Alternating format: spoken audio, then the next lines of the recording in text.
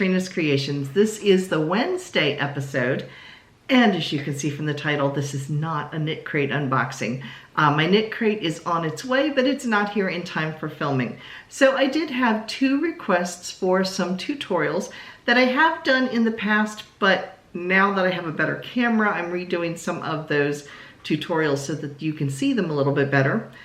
So today's tutorial is going to be on how to knit a cable with and without a cable hook. Now next week will be the knit crate unboxing, and the following Wednesday will be the other requested video, which is how to put beads onto your knitting or crochet work. So we're going to be talking about that in 2 weeks. But let me show you cables. This is probably the most cabled sweater I have ever made, and I'll hold it up so you can see it. It is literally cabled all the way around on the front and on the back. Well, this is the front. The front and the back are all cabled. This is a pattern called the Barton Cardigan by Marley Bird, who also does crochet patterns. But this is a knitted one. So you can see there's lots of different cables, and you can see that the cables twist different directions. And we're going to talk about that and how to achieve that. Now, if you're crossing just 2 stitches over 2 stitches or 3 stitches over 3 stitches, and your cables are crossing from left to right, you can do it without a hook. You can do it without a hook crossing right to left, which means the twist is going the opposite direction, but it's a little bit more difficult, and I will explain that. But the most traditional way of doing a cable is to use a cable hook or needle. They come in 2 different styles, and this is one. It kind of looks like a shepherd's crook. And they also come in different thicknesses depending on your yarn. This is one you would use for like more worsted weight. And then there's also this shape, which is kind of straight with a little hump in the middle of it where you hold your stitches. So either one, they both do the exact same thing. I tend to use this one the most, but I have used both. It doesn't really matter. So that being said, let's get started with our tutorial. So I'm going to turn the camera around and we'll get started. Now, as per usual, Cricket's licking out of her bowl. For those of you who are new to this, every time I turn the camera on, just like Pavlov's dogs, my dog runs over and drinks out of her water bowl. So today we are going to be talking about cables, and I'm going to show you a couple of different methods of doing the cables.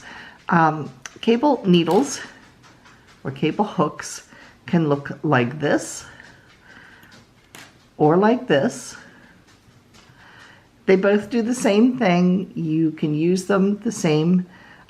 I myself prefer this, but I will demonstrate using both.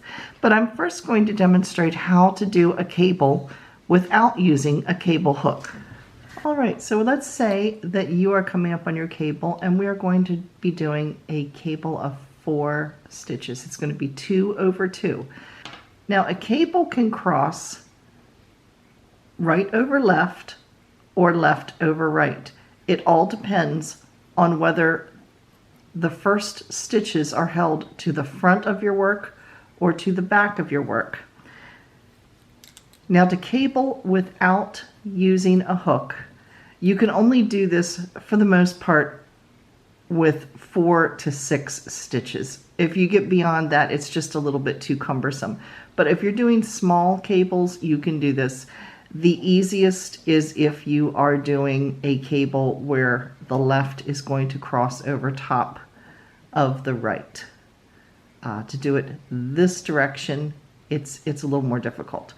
So I will show you how I do it. All right, so what I'm going to do, let's say these 4 stitches are my cable. I'm going to actually start on the 3rd stitch, and I'm just going to knit the stitch, but I'm not going to slide it off. It's just going to stay, here you can see it, on my right needle. Then I'm going to knit the 4th stitch, And again, here it is, but it's not coming off of my needle. Now I'm going to go back and do the first and then the second stitch. And you will notice it's a little snug to do this, but it can be done. But this is the reason why I would do no more than 6 stitches, which would be a 3/3 cable, because it's just too cumbersome. At that point, I would use a cable hook. So there's my first stitch, and now you can slide your first and your second off. And here's the second stitch. And now I'm going to slide the remaining stitches off. Okay, so my 4 stitches are now over here, and you can see that they have a twist to them. So when I go back on my next row, I'm just going to knit them in a regular order, and you will have a crisscross.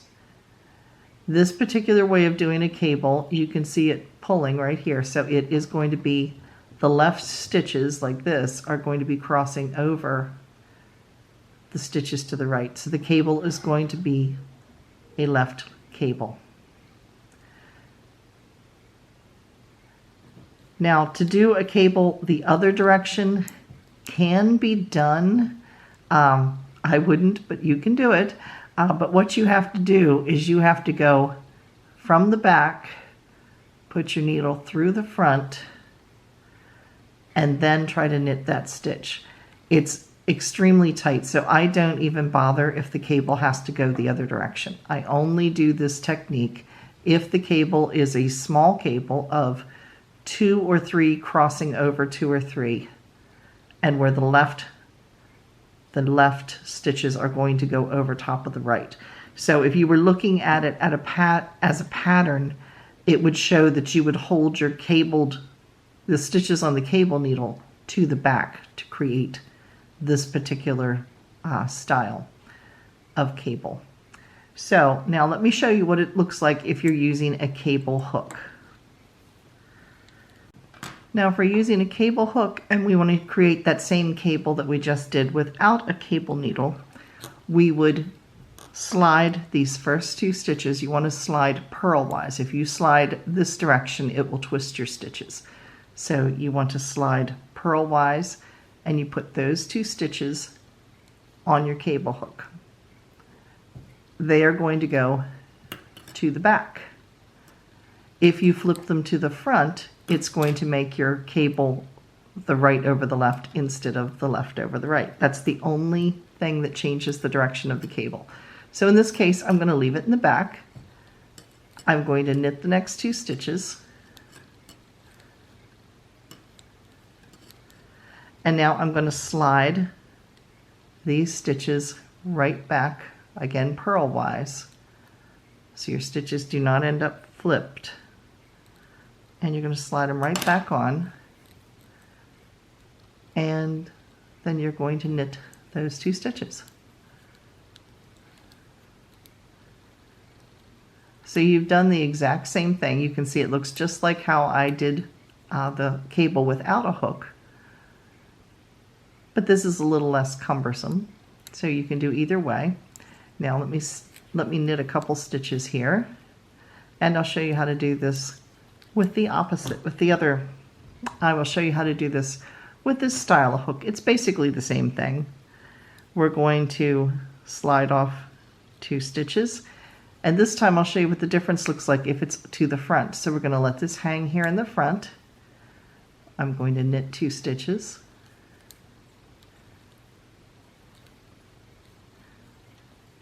And then I'm going to slide these right back onto the needle on the left.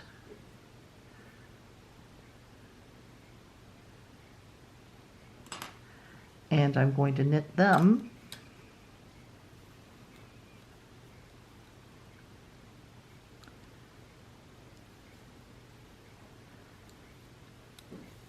Now if you look at these, you can see the difference. You can see these stitches are the left crossing over the right. These 2 stitches, you can see the 2 right stitches are crossing to the left.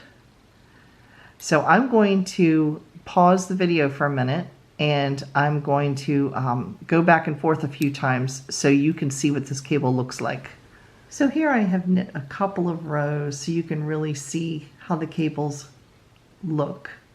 Again, this is with the left crossing to the right with your first 2 stitches held in the back.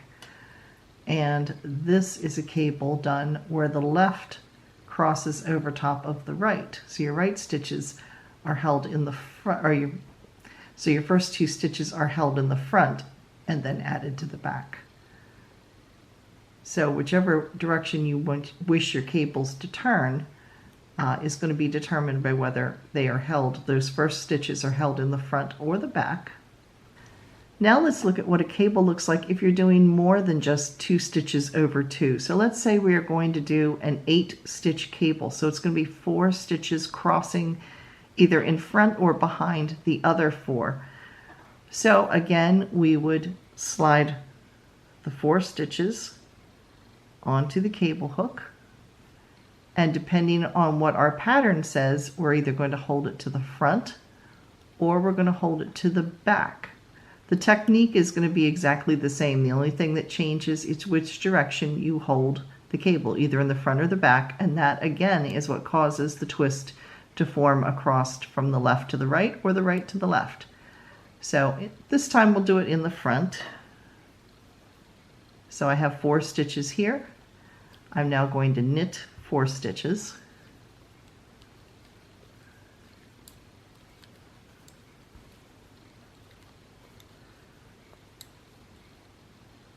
And now I'm going to slide these 4 stitches back onto my left needle, and again we're going to slide those stitches purlwise.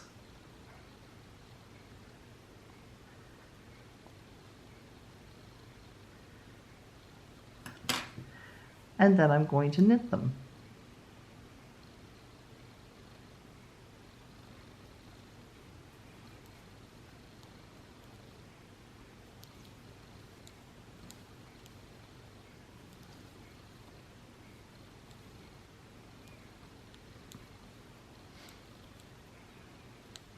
So let's take a look at what it looks like.